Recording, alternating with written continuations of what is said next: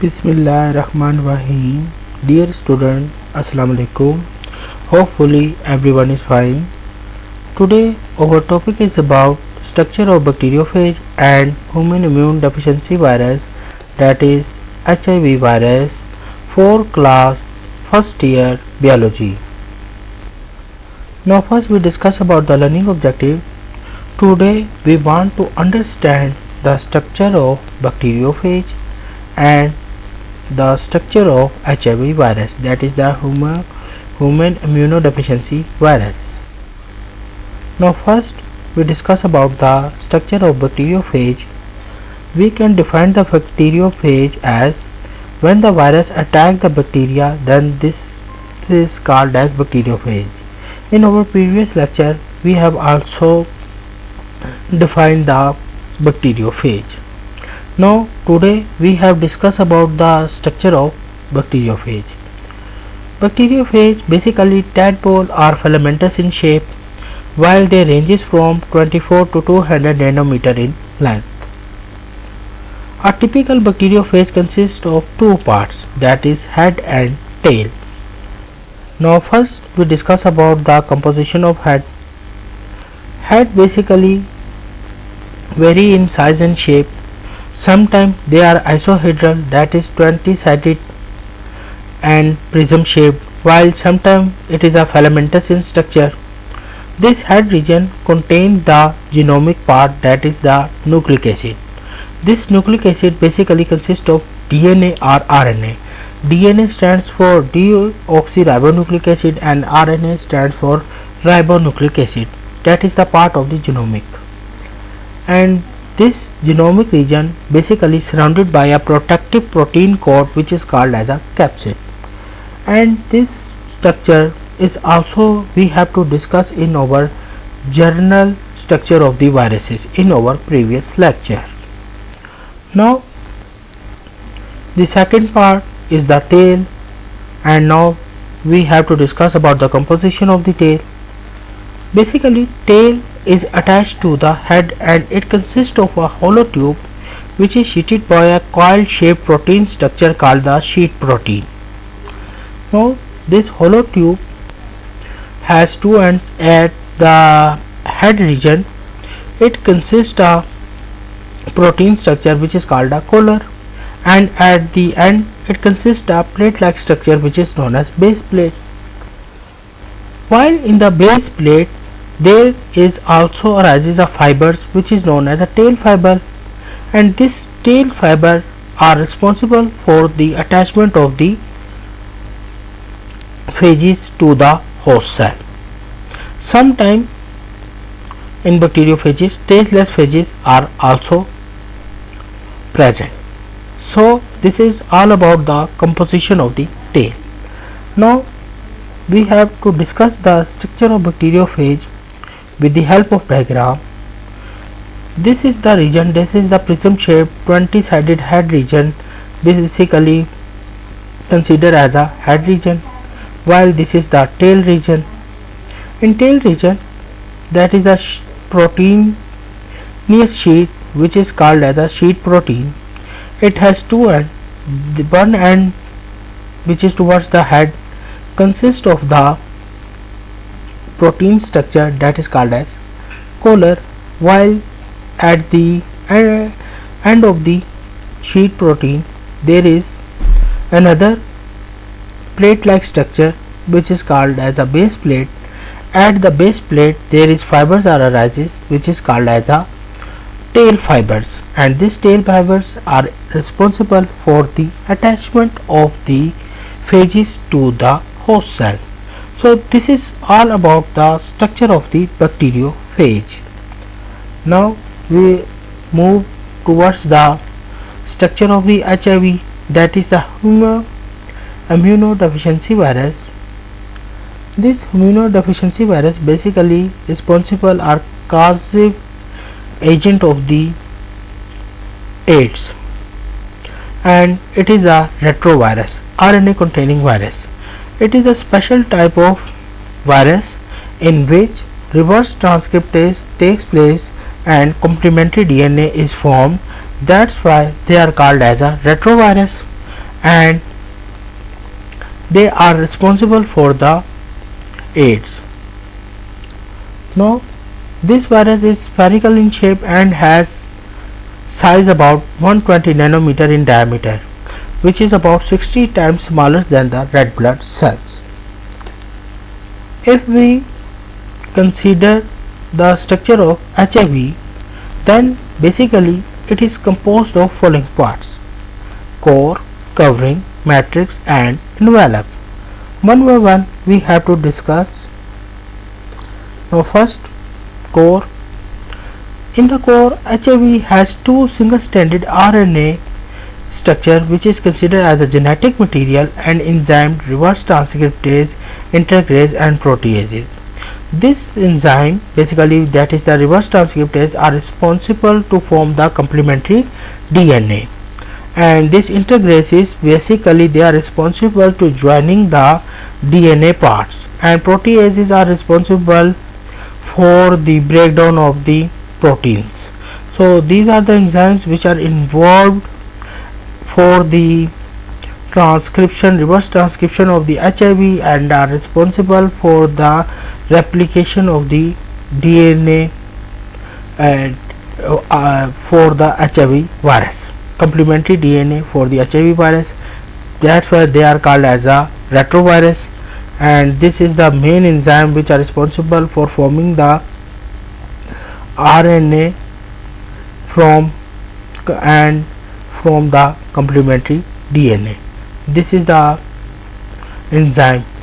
ये जो आपके पास RNA ट्रांसक्रिप्टेज है, जब RNA से DNA बनता है तो उस प्रोसेस को हम ट्रांसक्रिप्शन कहते हैं, लेकिन जब क्या होता है कि रिवर्स ट्रांसक्रिप्शन में क्या होता है कि DNA से RNA बनता है, DNA से RNA बनता है, तो उसको हम क्या बोलते हैं, रिवर्स ट्रांसक्रिप्टेज या रिवर्स ट्रांसक्रिप्शन होती है, और जिसकी वजह से आरएनए आपके जीनोमिक जो है एचआईवी का बनेगा, और वो बेसिकली जो है जारी बात अब उसका जीनोम बनता जाएगा, प्रोटीन्स बनेंगी और अल्टीमेटली एचआईवी जो है वो अपने मुताबिक अपनी जीन्स और अपनी प्रोटीन्स बनाएगा, और फिर उसके बाद वो जो है जिसको जो लिविंग ऑर्गेनिज्म है उसमें की बॉडी से क्या हो जाएगा, रिलीज हो जाएगा।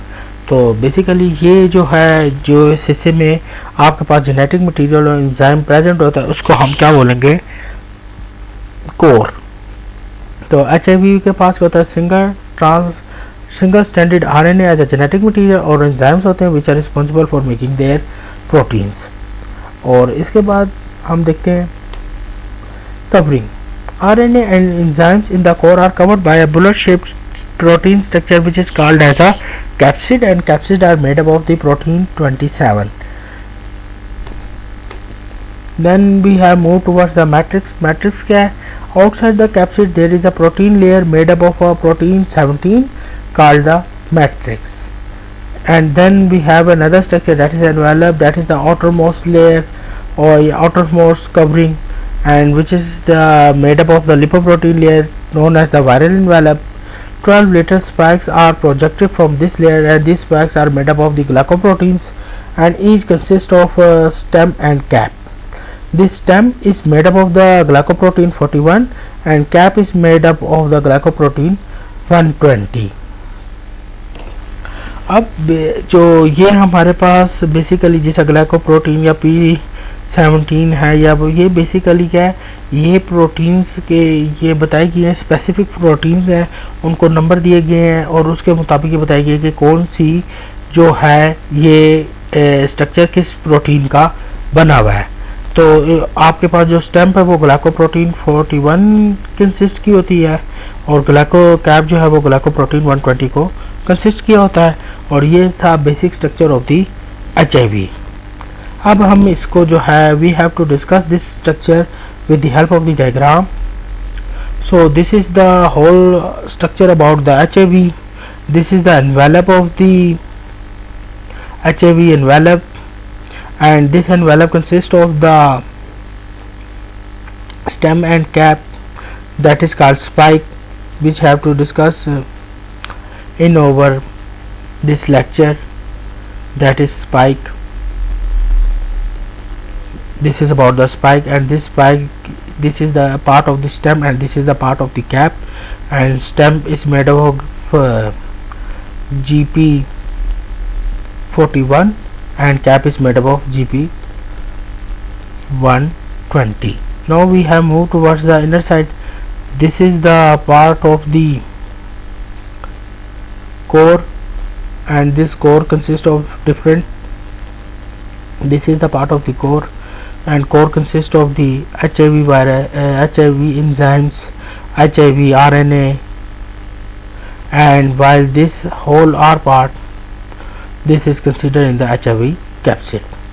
So this is all about the structure of the HIV. Now further we have to discuss about the HIV virus. This HIV virus belongs to a special class. This is called the retrovirus.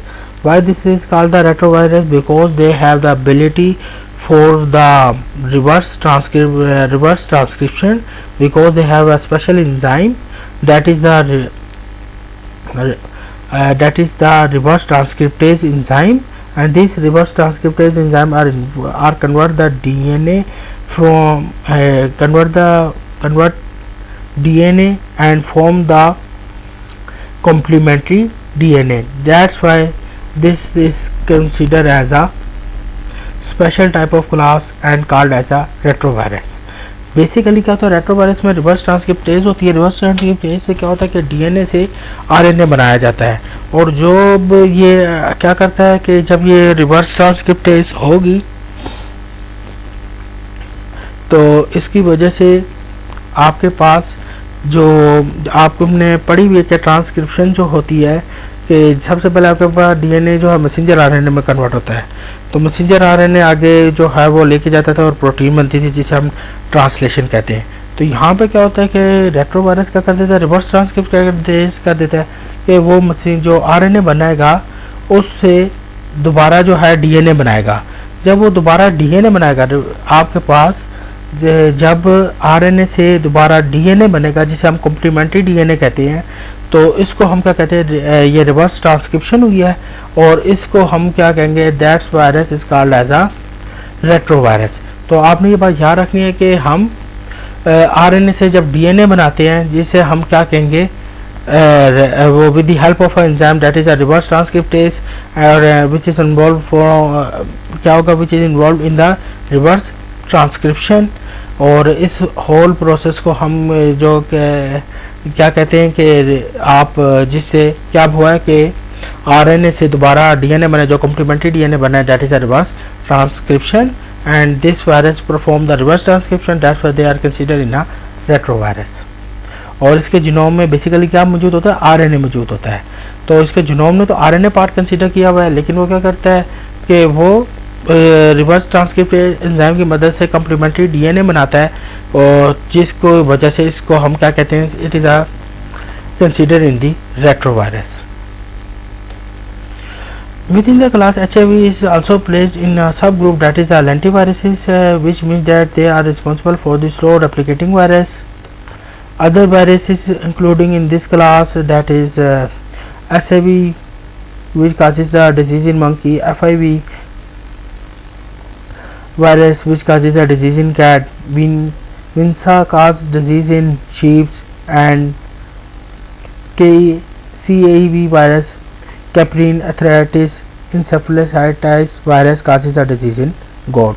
This is the other examples of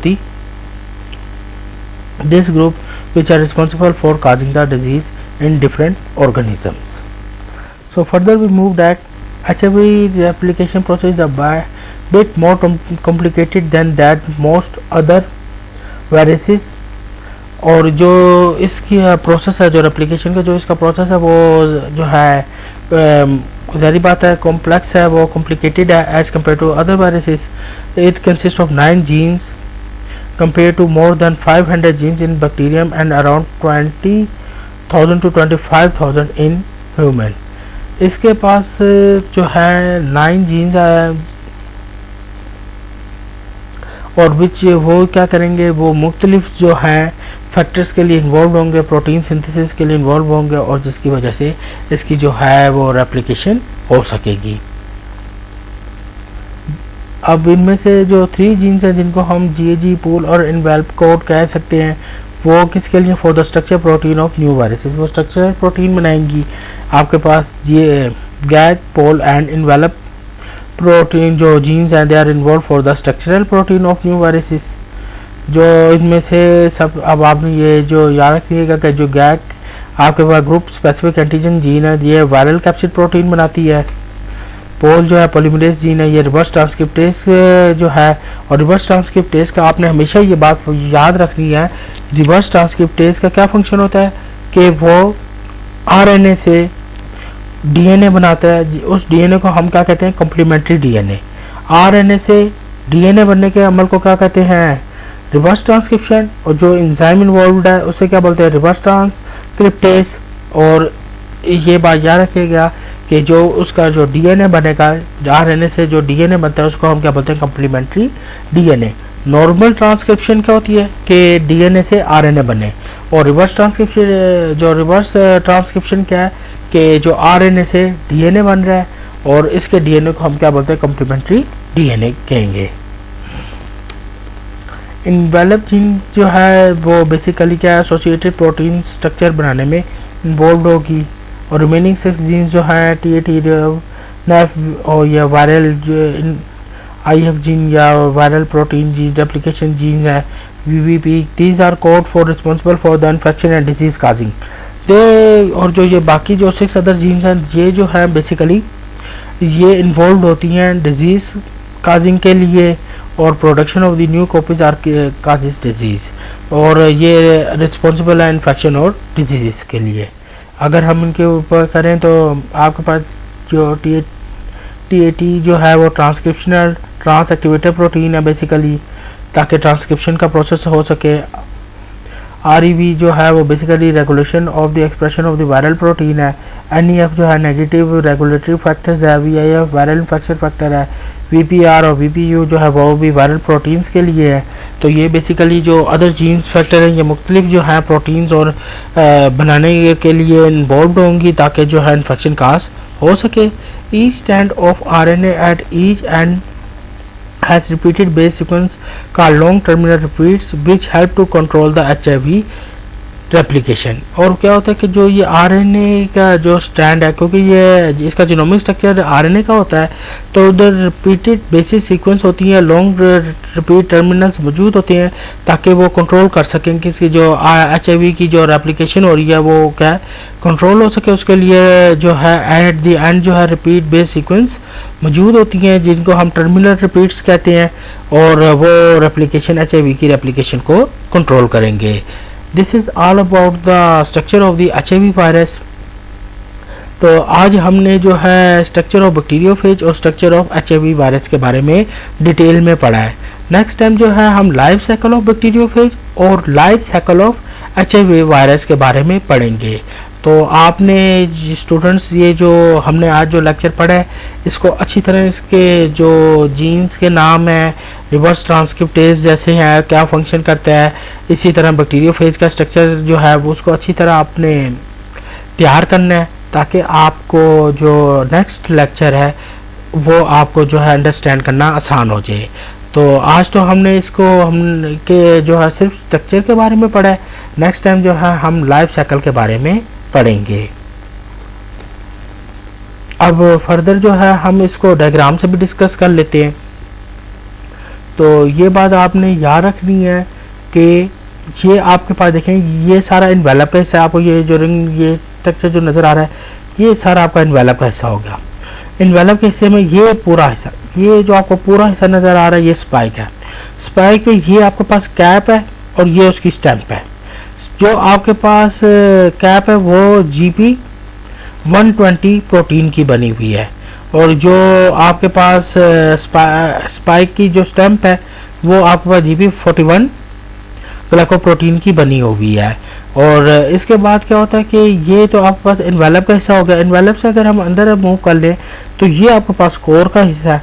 ये आपको जो नज़र आ रहा है, ये जो अंदर है ये कोर है।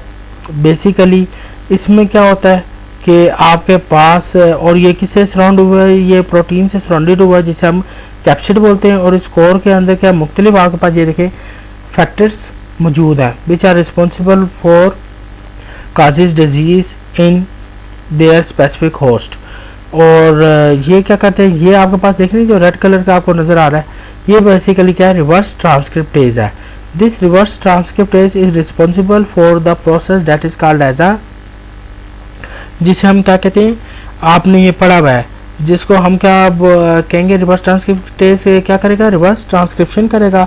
और रिवर्स ट्रांसक्रिप्शन से क्या मुराद है कि वो आरएनए से डीएनए बनाएगा जी, जो अब आरएनए से डीएनए बनता है जिसको हम क्या बोलते हैं, कॉम्प्लीमेंट्री डीएनए बनाएगा। And this process is called the reverse transcription and it can be done with the help of the enzyme which is called as the reverse transcriptase।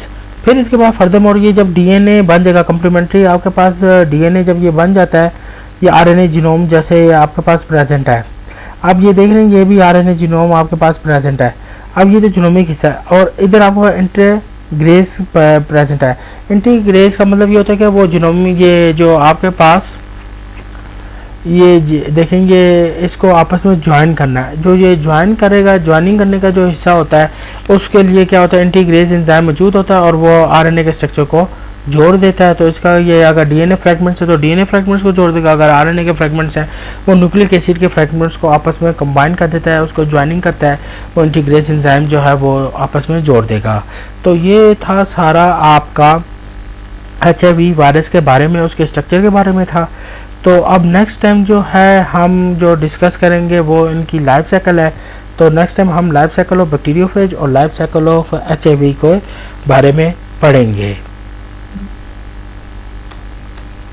Thank you.